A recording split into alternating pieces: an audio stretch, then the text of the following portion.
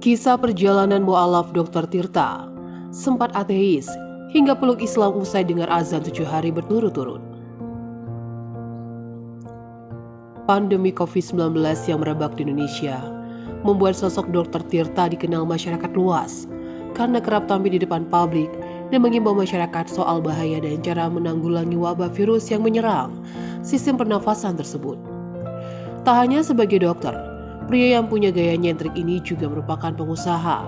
Namun belum banyak orang yang tahu jika sosok yang bernama lengkap Tirta Mandirahudi ini adalah seorang mu'alaf sejak 2011 silam.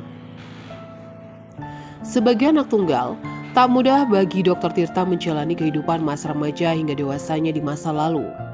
Ia bahkan sempat menjadi ateis, hingga sebuah pengalaman spiritual menghampiri dirinya. Perlahan menuntun Dr. Tirta hingga akhirnya memutuskan untuk menjadi seorang mu'alaf.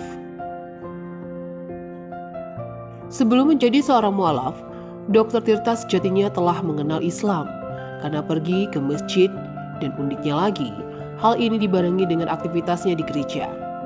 Bisa dibilang ia mengunjungi kedua rumah ibadah tersebut untuk mengikuti kajian rohani, mengaji di Taman Pendidikan Al-Quran atau TPA, dan sekolah minggu di gereja. Kegiatan unik dan tak biasa ini dilakukannya saat masih usia sekolah dasar. Kala itu Dr. Tirta berpikir ia berpeluang besar untuk masuk surga karena rajin pergi ke masjid dan gereja. Meski terlihat sangat lucu, dan sanalah ia mengerti tentang arti toleransi yang kelak mempengaruhi hidupnya di masa depan. Pengalaman penuh makna menjadi saat Dr. Tirta tertidur pada jam 4 sore.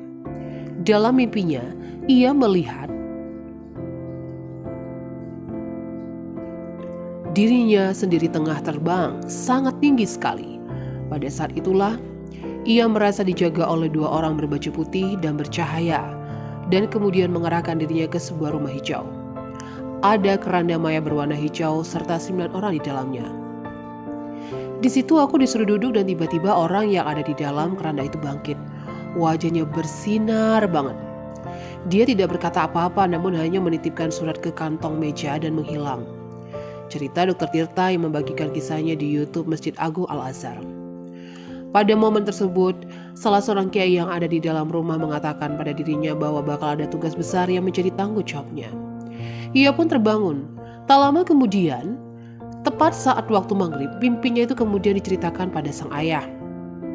Kebetulan, sang ayah yang beragama Islam baru saja pulang dari ibadah umroh. Selama berada di tanah suci, ia terus berdoa agar sang anak agar diarahkan dan bisa mendapatkan yang terbaik. Terlebih ia juga sering mendengar suara azan setiap jam 9 pagi dan jam 12 siang selama 7 hari berturut-turut.